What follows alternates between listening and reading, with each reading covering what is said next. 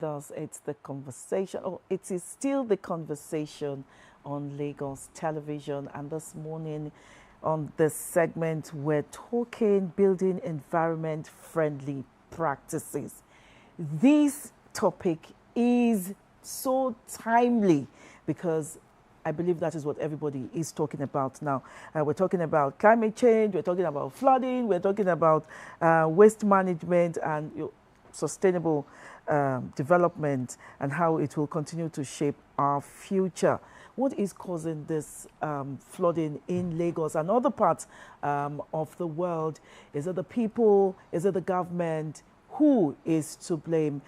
These and many more will be discussed with our guest, Ambassador Moyosore Badejo. He's the founder of Trashmint Global Environmental Advocate. You're welcome.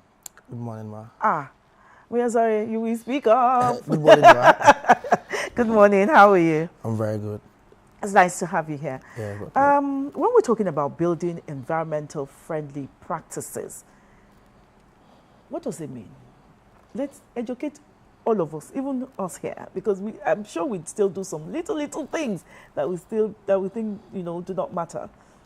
All right. So, good morning. Thanks for having me. Yeah. So, when we talk about building environmental friendly system or environment, it starts with daily habits, as little habits by disposing waste properly. But first, basically, how was the mindset? That's the basic thing. Mindset first. Okay. Then also our daily habits, whereby we try to protect our environment rather than harming our closest environment. So that's what it basically means. Well, mindset is the first thing in trying to build a friendly environment. Okay, this mindset you have talked about, how do we change it? Or how do people understand that, look, this mindset first needs to be addressed? Okay, so for people to know that their mind needs to be changed, for them to understand that when they properly dispose wastes, it's a collective effort. It affects everyone in society. So people need to understand that, okay, this, when we want to talk about waste, it's not just a one man's job. It affects everybody, and I need to play my part while you also play your part.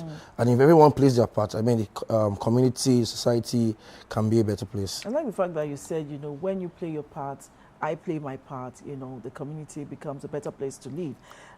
What is the biggest misconception about what you have just said, which I just repeated, about you playing your part, I playing my part, him playing his part? Because when you drive or when you walk around Lagos streets, you see people drop paper, sweet paper.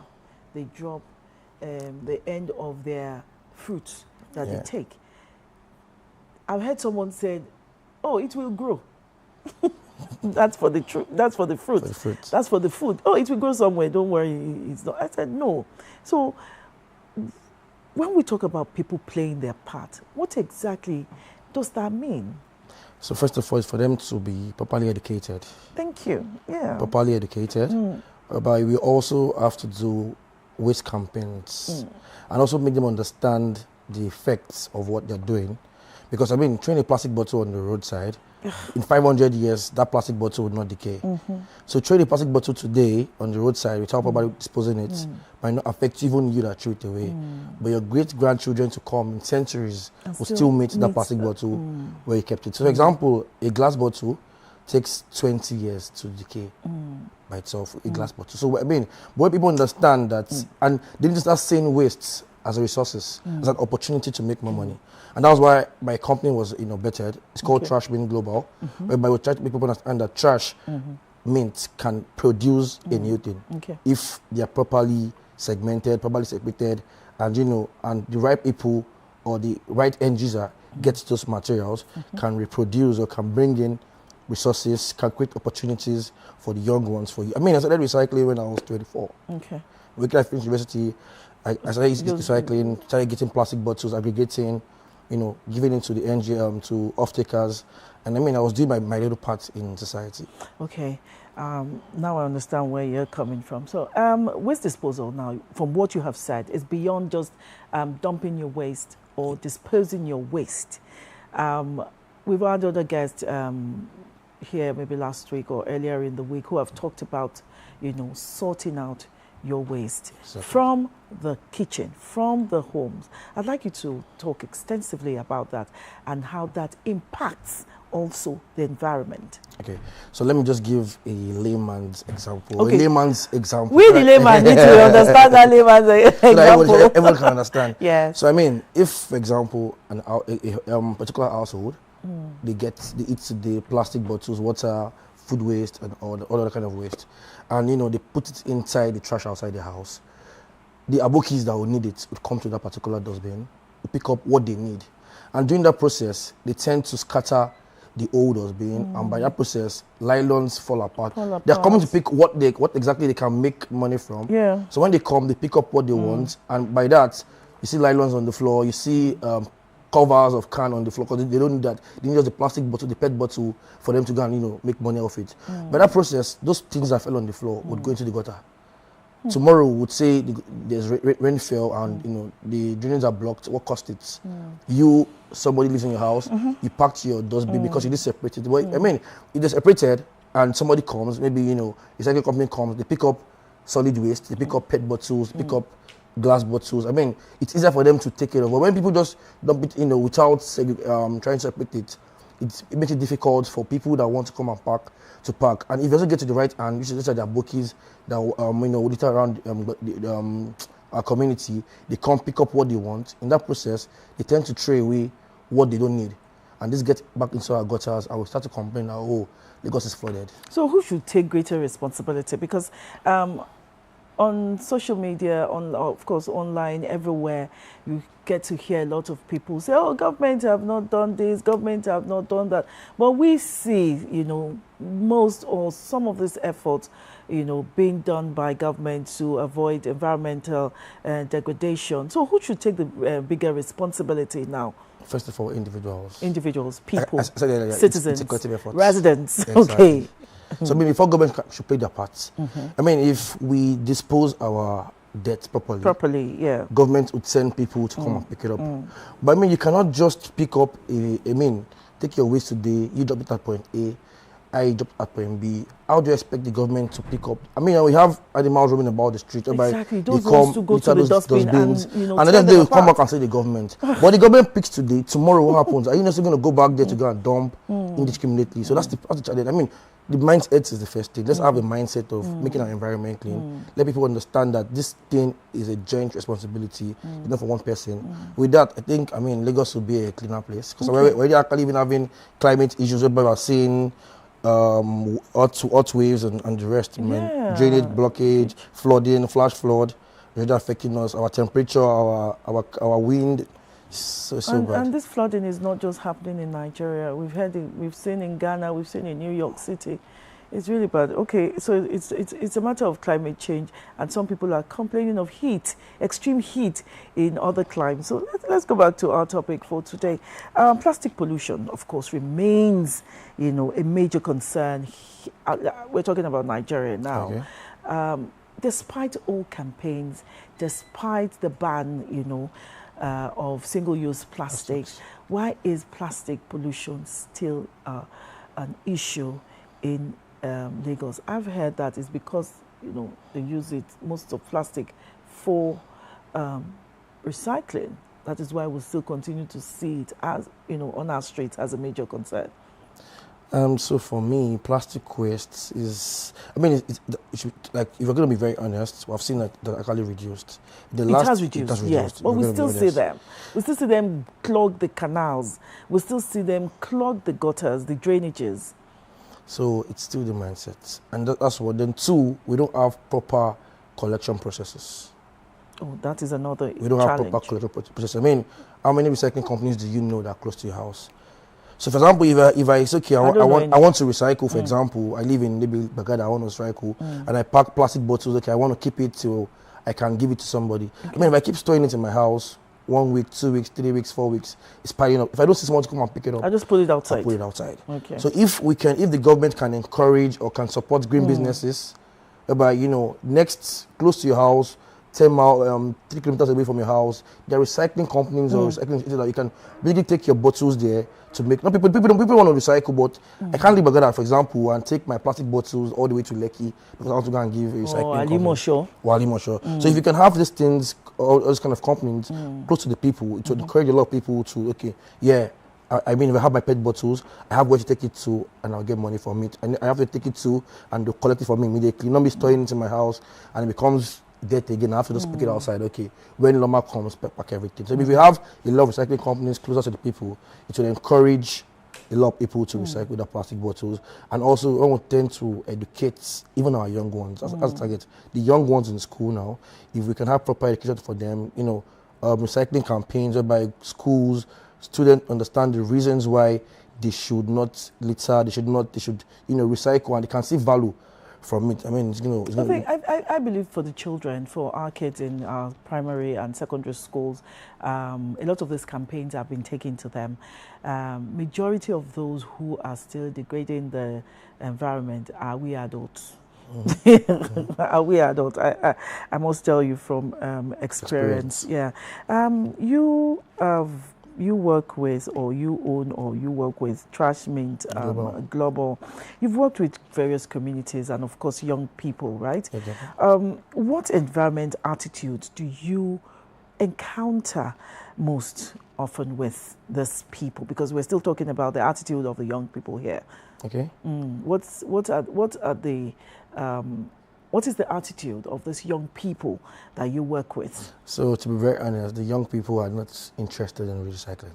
They're not. It's still the We're talking adults. about what age now? Okay, What age bracket now? So most times what we do is I go to schools, we donate, we drop recycling cans in school, educate to schools.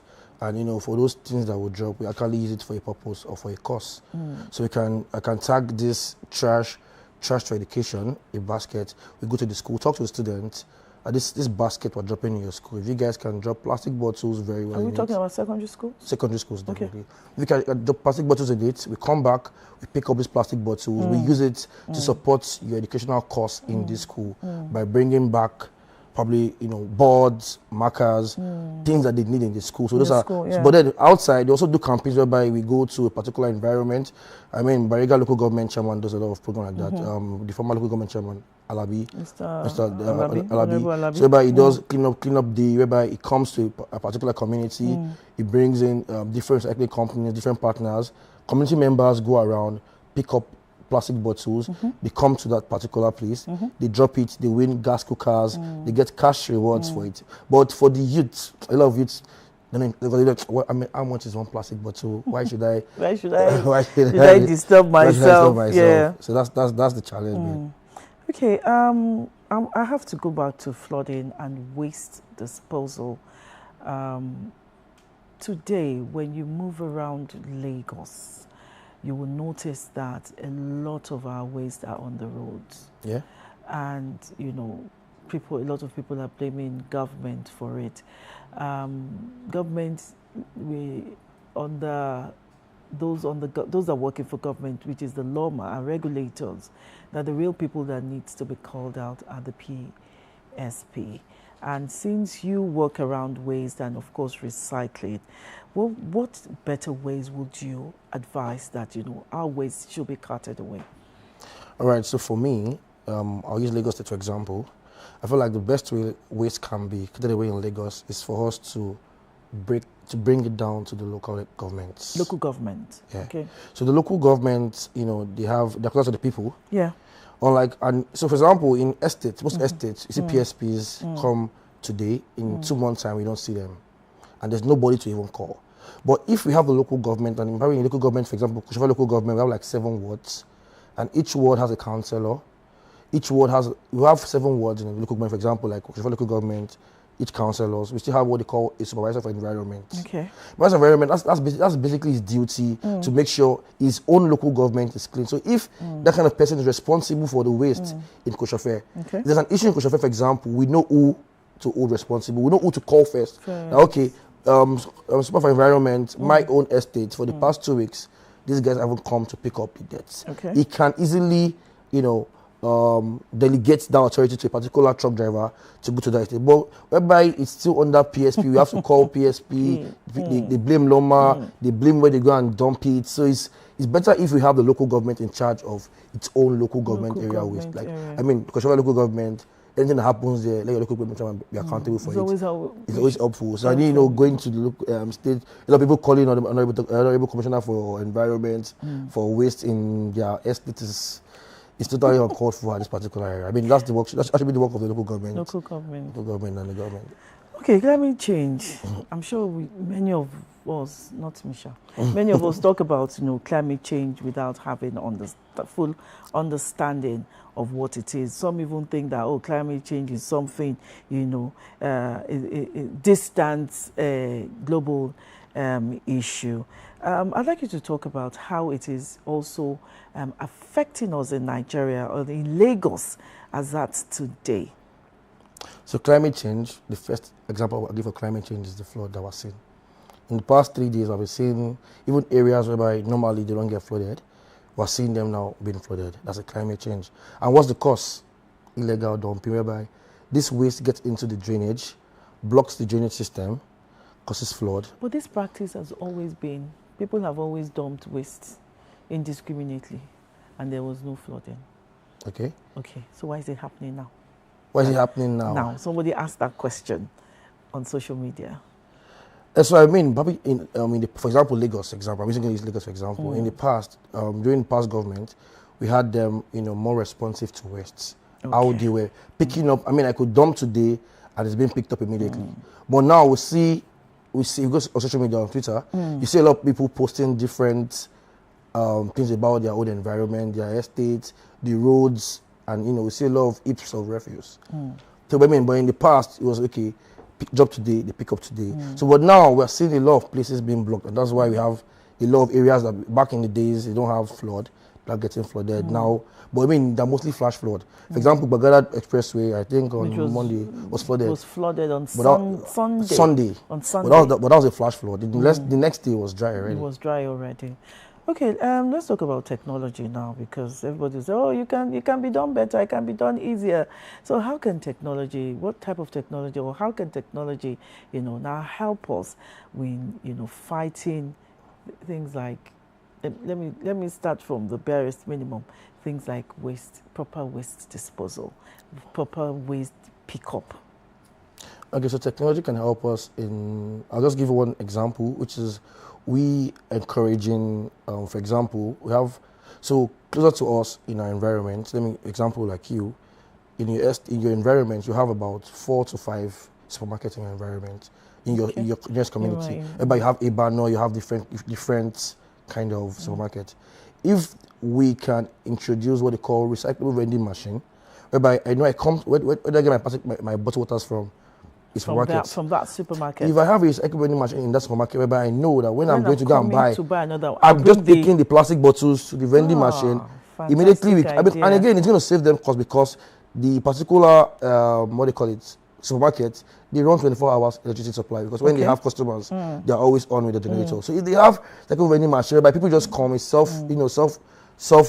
do it by yourself, put your plastic bottles inside, in less than 3 minutes. You bring out maybe a cash, a paper receipt for probably like money to go and go back into the supermarket to buy more products. I mean that would really help us. Like I mean, big supermarkets should introduce vending machines in their facility. By people that come to buy bottled water, when coming, they bring in the old ones to come and. And that's why you can see for Seaway, for example, when you're going to go and buy a new Seaway, take your old one back there. They give you a new one. Oh, okay. So you can have a vending machine. Exactly. Okay. And what about costs now and financing for recycling businesses? To have more of these pickup points or drop-off points, of course, you can't just appear. It comes with financing, and a lot of people have said that recycling business is the new gold, is the new oil. How lucrative is recycling, and how can one attract more people to understand the benefits behind recycling? All right, so for recycling, if in Lagos, for example, let people understand the population we have in Lagos. The population? We have in Lagos. Over 22. We used to say over 20 million. as of today, we're now saying over 22 million in Lagos. That is the whole population of a particular country. So let's look at Lagos, for example. I mean, I made my first large sum of money after university through recycling. How much? No, I'm not gonna. I'm the only one listening. Okay. So I mean, I made my first big bucks from after university from recycling. And what was I doing? I was working at Ikeja, leaving Magada. I go to work in the morning. On my way back, I have a school at Magodo, Caleb. I go there to pick the plastic bottles, even with the car I drive to work. Don't mention names of brands. Okay, sorry. So I mean, I go there to pick up my waste, and I do what I do is sort it, give it to the right end to the user. I mean, to the off takers. I was making money. But if people think recycling is a dirty man's job, we need to understand that this plastic bottle that a lot of people drink every day, there's money in it. I mean, it can be used to make different things. It can be used to make. I mean, I would like the youth to get involved in. I mean, they can. Videos are online. Whereby you see recyclers. I mean, a lot of recycling companies are in the business and they're making good money. So how much would you need? You know, because I'm asking those questions because for recycling for the recycling business, of course, government is into it, but how can they encourage like private people, businessmen like you in the recycling space? What policy changes would you like to see to support private business owners in recycling? So for companies that have companies have the CSR, and they usually have where they focus on the CSRs. Okay. So companies that believe in sustainability, which is basically part of sustainability, should also help to give out grants to young ones in the green businesses. Let's talk about our markets. Our markets every week, Thursdays in particular, they are always cleaning up. We have the environmental sanitation days, that's on Thursdays. But, sometimes we still see the Ministry of Environment still go there to seal up some of these markets. And they produce a large sum of waste. So for recyclers like you, what can you, do to help in sorting out or reducing their waste in some of this market? Yes, this was for someone like me. Causing a nuisance. So for someone like me, usually I belong to a social club, Rotary. So last year, I could remember we did donations of trash cans to these markets. Okay. To help them to reduce the waste in the market. We did about 4 bin baskets to Badejo market to make sure that this woman, after selling, they could easily just put the waste in the trash bin, whereby we come back or Loma comes back to pick it up and make sure the environment is clean. Okay, what's the biggest myth about what you do, about recycling? What's the good? Misconception. That is a dirty man's job. That's a dirty man's job. Okay, you talked about local governments, being, taking responsibility, for also waste disposal. So if you had the attention of, a local government chairman right now, what would you tell him about waste disposal? So if I have the attention of a local government chairman right now, all I'll just tell him is, can we introduce what they call local government recycling initiative? Because the local government in Lagos, for example, are the ones that manages the primary schools in each of the area. It's managed by the local government. So if you can have containers in each or most schools, for example, if there are 10 schools in a local government, you can have recycling containers in like 5 schools in that local government. It brings recycling closer to the people. I'll make sure that, this thing, because for some people, all this primary school, they go to school. By 3 o'clock when they're done with school, let community members be able to bring their plastic bottles to the school, to the container, whereby that would basically, help people that don't even have jobs. People bring their plastic bottles to exchange it for cash items within their. So that doesn't mean like I live in Koshofe, I have to go to Shomolu to go and recycle. In Koshofe, for example, almost all wards have a primary school. If the primary school, large compound without doing anything. So this can also still generate revenue for even the local government, whereby there's a container in the school, people bring plastic bottles, make cash off it, local government to, bail, do whatever they want to do to it, send it to the off-takers, they make money from it, they give back money to society. So basically like a symbiotic operation. Local government are making money money from it, they're also trying to reduce the waste in their own community. So that's the way I'll tell the local government chairman to introduce recycling initiative. I'd like you to watch the screen. What happened here? So I was driving from Badejo about last 2 weeks, and I saw a huge refuse, and I had to park, get down, and call the aboki. Yeah, this was Badejo Road. And immediately I did it. I kept it online, tagged the necessary authorities, and my honorable commissioner for environment replied. He responded on Twitter, and immediately and immediately sent it to the Loma MD, which is Moyosore, and the next day it was evacuated. Everything there was. The problem I have with this that what if you had not responded to this heap of refuse?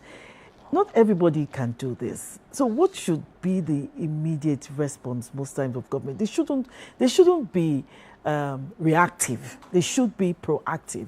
How did we get here? Because in that Friday, for example, my grandma has a house on Friday. So when I go to my grandma's house to see my grandma... Has it always been like this? No.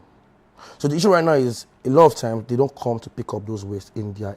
So we're calling out the PSP operators. They're not coming to pick up those debts. And I can't keep on parking debts in front of my house for a very long time. So that's what a lot of people in that estate do. They now tend to take out the debt from their own nearest place, take it to the road, to the major road, whereby they take off the debt from their own side. Because in dealing that thing every day, maybe like about 2 months, no PSP comes to come and pick up my debts. So they take everything they have, take it to the expressway, whereby they know that it's not really affecting them again. That's what's happening. So that's man there. That man. The one you call the Abuki, he too was dumping. He was dumping. But you can't blame him. He didn't dump all of that there. Hey, but I saw him dumping it there. Okay, you saw him dumping it. So if it was for a scapegoat, it would tell other people to stop.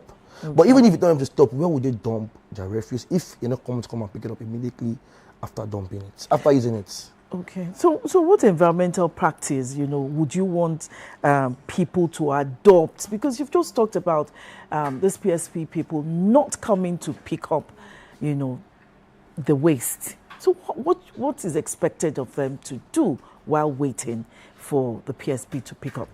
All right, so while waiting for people to pick up, if their waste are separated, so for example, maybe in a house we have solid waste, we have PET bottles, we have They should be sorting it. If they can sort, no. So if we say a trash can, for example, a trash bag, you see different kind of waste inside it. You see PET bottles, you see can milk, a container of can. But if they're able to, and it's only solid waste that is left, whereby paper waste are being recycled, PET bottle waste are taken to a recycling center. It reduces the amount of waste that will be with them pending the time the Loma or the PSP operatives come to pick it up. Thank you very much, Ambassador Moyosore Badejo, founder, Trash Means Global Environmental Advocate. We've been talking about building environment-friendly practices, and the first thing he said this morning was that the mindset needs to change. We all have to take responsibility, for waste, for disposing our waste or managing our waste properly.